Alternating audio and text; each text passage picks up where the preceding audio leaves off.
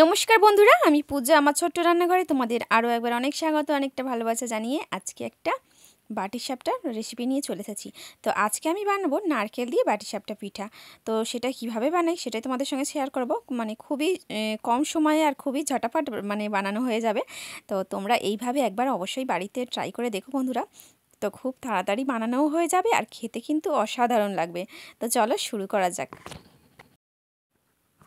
তো দেখো বন্ধুরা, এখানে আমি এক বাটি ময়দা নিয়ে নিয়েছি, আর এখানে ছোট বাটির মানে হাফ বাটি সুজি নিয়ে নিয়েছি। তো সুজিটা দেওয়ার কারণে মানে বাটিসাপটা পিঠাটা কিন্তু দারুণ নরম হবে আর কি।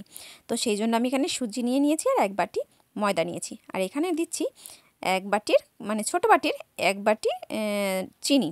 তো এক বাটির কিছুটা কম। তো এই দেখো, এবার আমি ভালো করে মিশিয়ে নিয়েছি।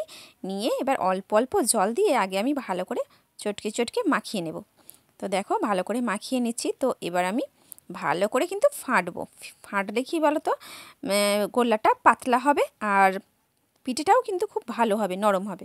তো এই দেখো বন্ধুরা, আমি হাতের সাহায্যে পুরো একবারে মানে পাতলা করে একদম ফাটিয়ে নিয়েছি আর কি, তো যাতে একটুও মানে গোল্লা গোল্লা না থাকে। তো এই দেখো, আমি কড়ার মধ্যে সামান্য একটু তেল দিয়েছি। তো এই পিঠাটা করতে তেল কিন্তু একেবারেই লাগে না। তো কড়ার মধ্যে এক বাটি ঢেলে দিয়েছি, দিয়ে ভালো করে ঘুরিয়ে ঘুরিয়ে জিনিসটা বড় করে নিলাম, দেখতে পেয়েছো? তো এবার নারকেলটা দিয়ে তারপর খুন্তির সাহায্যে তো এক সাইডটা তুলে এইভাবে হাতে দিয়ে পাট করে দিলাম, দেখতে পেয়েছো?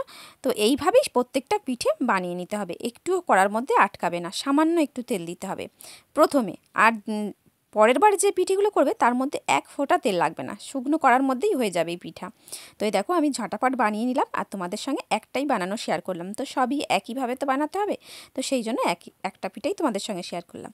তোমাদের যদি ভালো লাগে অবশ্যই লাইক কমেন্ট শেয়ার করে দিও, আর নতুন বন্ধু থাকলে চ্যানেলটি সাবস্ক্রাইব করে পাশে থেকো। তো চলো আবার আসবো একটা নতুন রেসিপি নিয়ে। তো সবাই